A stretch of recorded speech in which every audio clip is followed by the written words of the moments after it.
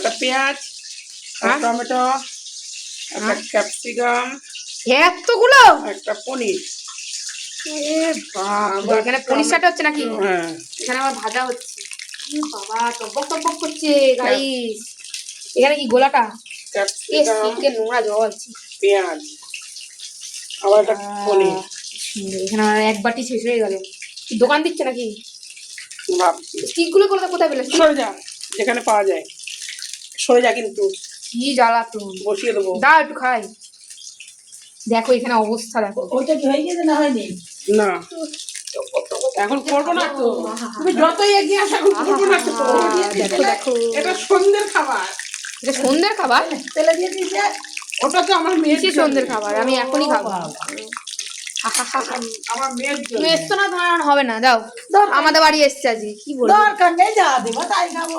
হ্যাঁ, হ্যাঁ বাহ বাহ বাহ, ভালো ব্যাপার।